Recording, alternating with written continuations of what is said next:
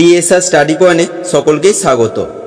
আজকের ভিডিওতে দ্বিতীয় পর্যায়ক্রমিক মূল্যায়ন 2024 সালে চতুর্থ শ্রেণীর গণিত বিষয়ের এক্সের নমুনা প্রশ্নপত্র উত্তর সহ আলোচনা করব। এই ভিডিওটি তোমাদের জন্য খুবই হেল্পফুল হতে চলেছে, তাই ভিডিওটি শুরু থেকে শেষ পর্যন্ত অবশ্যই দেখো। তাহলে প্রশ্ন উত্তরে যাওয়ার আগে সিলেবাসটা দেখে নাও, কি কি পরীক্ষা হবে। সিলেবাস: পরীক্ষা হবে ভগ্নাংশ, দৈর্ঘ্যের পরিমাপ, ভরের পরিমাপ, আয়তনের পরিমাপ, দশমিক ভগ্নাংশ, গুণিতক ও গুণনীয়ক। এই অধ্যায়গুলি পরীক্ষা হবে। একের দাগ, শূন্যস্থান পূরণ করো, যে কোনো 6টি, এর জন্য 3 নম্বর থাকবে। একের দাগের ক, লসাগু এর পুরো নাম ড্যাশ।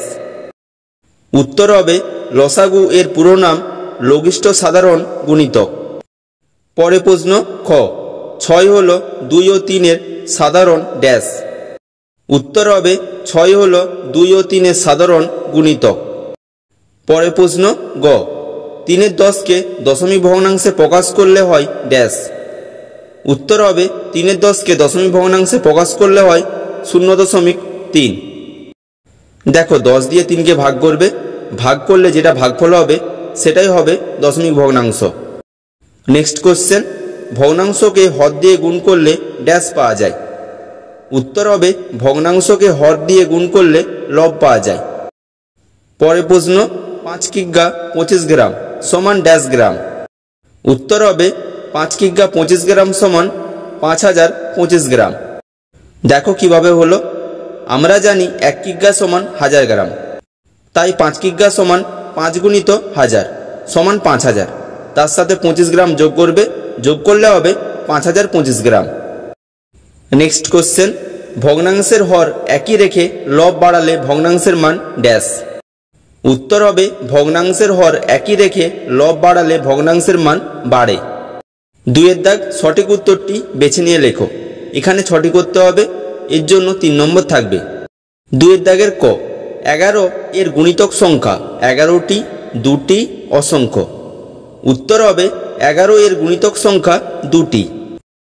পরে প্রশ্ন, লব লেস দেন হর হলে ভগ্নাংশটি হল প্রকৃত, অপ্রকৃত, মিশ্র ভগ্নাংশ। উত্তর হবে লব লেস দেন হর ভগ্নাংশটি হল প্রকৃত ভগ্নাংশ।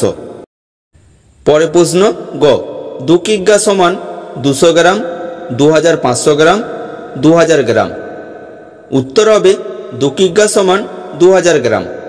পরে প্রশ্ন, 1 লিটার সমান 100 মিলিলিটার, 1000 মিলিলিটার, 10 মিলিলিটার। উত্তর হবে 1000 মিলিলিটার। নেক্সট কোশ্চেন, দৈর্ঘ্য মাপার একটি একক হল সেন্টিমিটার, কিলোগ্রাম, হেক্টোলিটার। উত্তর হবে দৈর্ঘ্য মাপার একটি একক হল সেন্টিমিটার। পরে প্রশ্ন, হর 15 লব 11 হলে ভগ্নাংশটি হল 11 15, 15 11, 11 11। উত্তর হবে হর 15 লব 11 হলে ভগ্নাংশটি হল 11 15। 3 দাগ, নিচের প্রশ্নগুলির উত্তর দাও। এখানে 5টি করতে হবে, প্রতি প্রশ্নের মান 1 করে। 3 দাগের ক, 1 মিলিলিটার 1 সেন্টিমিটারের কত অংশ? উত্তর হবে 1/10 অংশ। পরে প্রশ্ন খ, 1 কিগ্রা আলুর দাম 20 টাকা হলে 1/2 কিগ্রা আলুর দাম কত? উত্তরটা দেখো, 1 কেজি আলুর দাম 20 টাকা, তাহলে হাফ কেজি আলুর দাম হবে 20 গুণিত 1/2। 2 দিয়ে 20কে কাটলে হবে 10, তাহলে হাফ কিগ্রা আলুর দাম 10 টাকা, তাহলে হাফ কেজি আলুর দাম 10 টাকা। নেক্সট কোশ্চেন, 12 ও 18 এর সাধারণ গুণনীয়কগুলি লেখো। উত্তরটা দেখো, 12 ও 18 প্রথমে গসাগু করে নেবে। দেখো সাধারণ গুণনীয়ক করার সময় তোমরা দুরকমভাবে করতে পারো।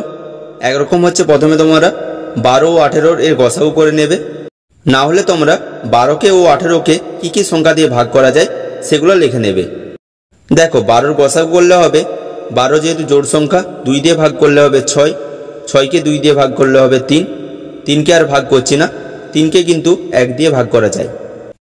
তারপরে 18 গসাগু করবে, 18 গসাগু করলে হবে 18কে 2 দিয়ে ভাগ করবে, 2 দিয়ে ভাগ করলে হবে 9, 9কে 3 দিয়ে ভাগ করবে, 3 দিয়ে ভাগ করলে হবে 3।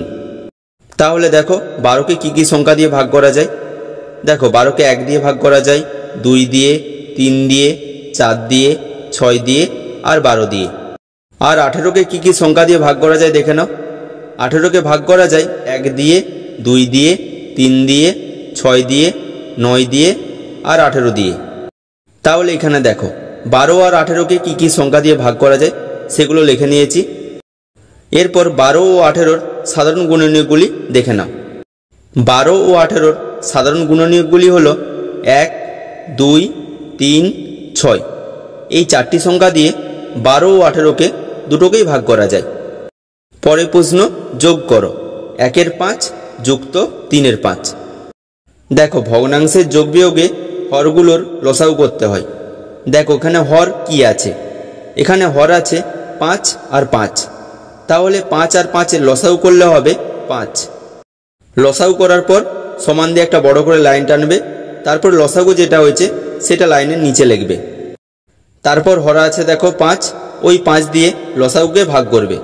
লসাগু 5কে ভাগ করলে ভাগফল হবে 1। ওই 1 দিয়ে উপরের 1কে গুণ করলে হবে 1।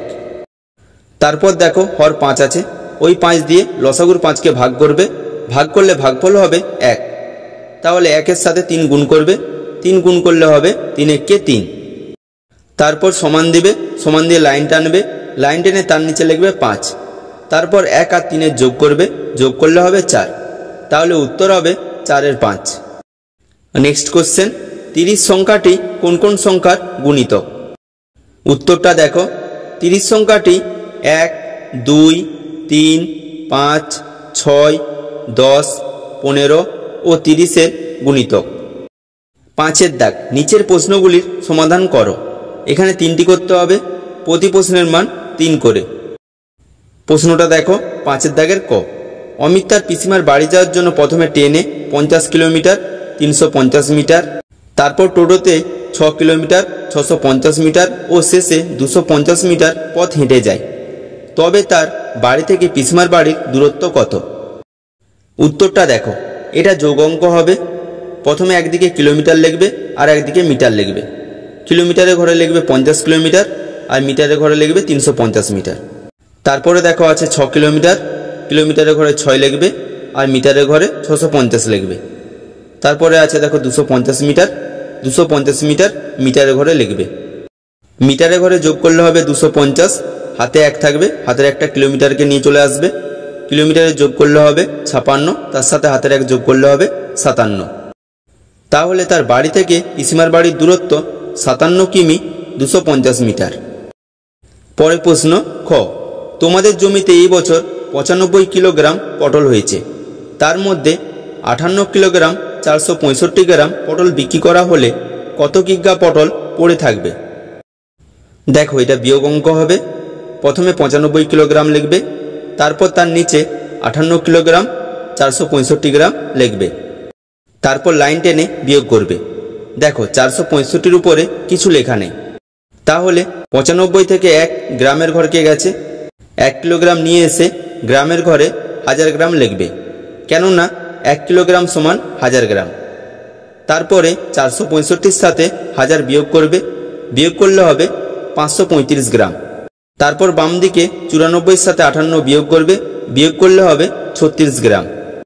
তাহলে উত্তর হবে 36 কিলোগ্রাম 535 গ্রাম পটল পড়ে থাকবে।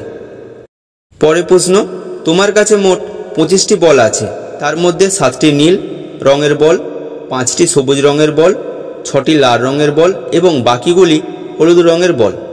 তাহলে হলুদ রঙের বল মোট বলের কত অংশ? উত্তরটা দেখো, মোট বল 25টি আর বাকি বলগুলোকে একসাথে যোগ করে নিবে, তারপর মোট বলের সাথে বিয়োগ করে নিবে।